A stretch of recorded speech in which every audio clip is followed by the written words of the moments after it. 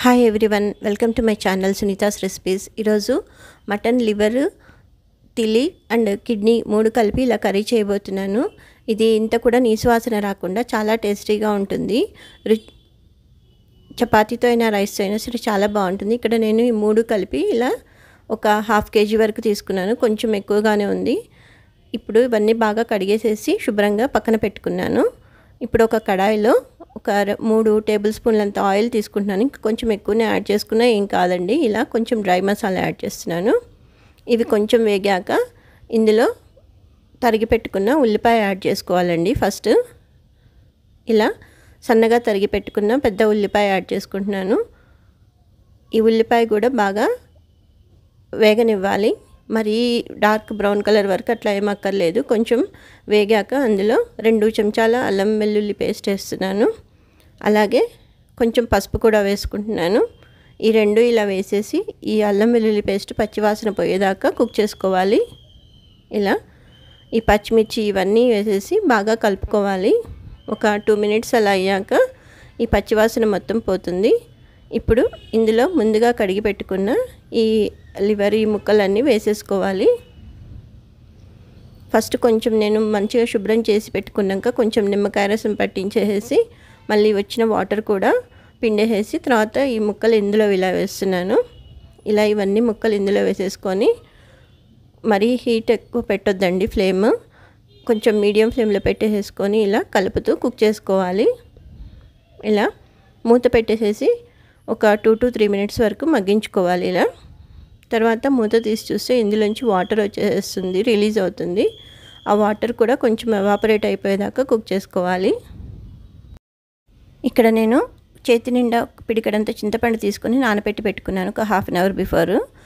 ఇది మూత పెట్టేసేసి ఇలానే మధ్య మధ్యలో కలుపుతూ ఈ ముక్కలు కొంచెం మగ్గించుకోవాలి. ఫస్ట్ చెప్పాను కదండి, వాటర్ అంతా ఎవాపరేట్ అయిపోవాలి. ఇంకా కొంచెం అలానే ఉన్నాయి. ఇంకా కొంచెంసేపు అయ్యాక ఇందులోకి కారం యాడ్ చేస్తున్నానండి. మీరు తినే మోతాదులో వేసుకోండి. కొంచెం కారం ఎక్కువగా ఉంటేనే ఇది టేస్ట్ బాగుంటుందండి కర్రీ. తగినంత ఉప్పు యాడ్ చేసుకోండి. నేనైతే ఇక్కడ 2 చెంచాల కారం యాడ్ చేశాను, తగినంత ఉప్పు యాడ్ చేశాను. ఈ 2 వేసేసి ఇలా బాగా కలుపుకోవాలి. ఇలా ఇందులో ఈ మసాలా ఇవన్నీ కరెక్ట్గా సరిపోతేనే టేస్టీగా ఉంటుందండి కర్రీ. లేకపోతే చప్పగా ఉండడం వల్ల నీసువాసన వచ్చి తినబుద్ధి కాదండి. మూత పెట్టేసేసి ఇలా మగ్గించుకోవాలి. తర్వాత ఒక 2 minutes 3 minutes అట్లా అయ్యాక మూత తీసి ఇట్లా కలుపుకోవాలండి. మధ్య మధ్యలో కలుపుతూనే ఉండాలి, లేకపోతే మాడిపోతుంది అడుగు. అందుకని అలానే కలుపుతూ ఉండాలి. ఇప్పుడు ఇందులో నేను చింతపండు రసం యాడ్ చేస్తున్నానండి. ఇది ఇలా వేయడం వల్ల కూర అస్సలు నీసువాసన రాదండి. చాలా టేస్టీగా ఉంటుంది. మీరు ఒకసారి మాత్రం ఇలా ట్రై చేసి చూడండి, మీకే తెలుస్తుంది. చాలా బాగుంటుందండి. ఇలా ఈ చింతపండు రసం పోసాక మళ్ళీ ఒకసారి బాగా కలుపుకొని ఇంకా కొంచెం వాటర్ యాడ్ చేస్తున్నాను ఎక్స్ట్రా. ఈ ముక్కలు బాగా ఇట్లా ఉడికితేనే చాలా టేస్టీగా ఉంటుందండి కర్రీ. కొంచెం వాటర్ యాడ్ చేసేసి ఇది మళ్ళీ ఒకసారి కలుపుకొని ఇలానే కుక్ చేసుకోవాలి. ఇక్కడ నేను ఒక 1/2 teaspoon అంత జీలకర్ర పౌడర్ యాడ్ చేస్తున్నాను. మీరు కావాలనుకుంటే ఇందులో ఇంకా పెప్పర్ పౌడర్ కూడా వేసుకోవచ్చండి, 1 teaspoon అంతా. ఇలా మూత పెట్టేసి బాగా మగ్గించుకోవాలి. ఒకసారి మధ్య మధ్యలో కలుపుతూ ఇలా కుక్ చేసుకోవాలి.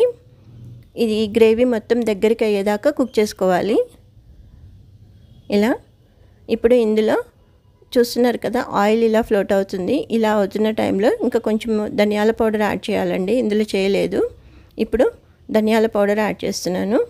ఇది 1.5 teaspoon కానీ లేకపోతే మీరు తీసుకున్న క్వాంటిటీని బట్టి ఒక 2 teaspoonల వరకు యాడ్ చేసుకోవచ్చు. ఇలా వేసేసుకొని ఇలా బాగా కలుపుకొని ఇంకా కొంచెం దగ్గరికి అయ్యేదాకా కుక్ చేసుకోవాలి. అలానే ఇలా చిన్నపిల్లలు పెద్దలు ఎవరైనా మంచిగా తినొచ్చండి. అస్సలు నీచు వాసన ఉండదండి. ఇలా కొత్తిమీర వేసేసి మళ్ళీ ఒకసారి బాగా కలుపుకొని ఒక 2 నిమిషాలు అలా మగ్గించుకున్నాక స్టవ్ ఆఫ్ చేసేసుకొని సర్వ్ చేసుకోవాలండి. ఇది చపాతీతో అయినా రైస్తో అయినా సరే చాలా బాగుంటుందండి. కాకపోతే ఒక 10 minutes అలా అయ్యాక అది స్టవ్ ఆఫ్ చేసి 10 minutes అలా అయ్యాక సర్వ్ చేసుకుంటే చాలా బాగుంటుంది. ఈ వీడియో కనుక మీకు నచ్చినట్లయితే లైక్ చేయండి, షేర్ చేయండి, సబ్స్క్రైబ్ చేయండి. మరిన్ని వీడియోస్ కోసం నా ఛానల్ తప్పకుండా చూడండి. Thank you for watching.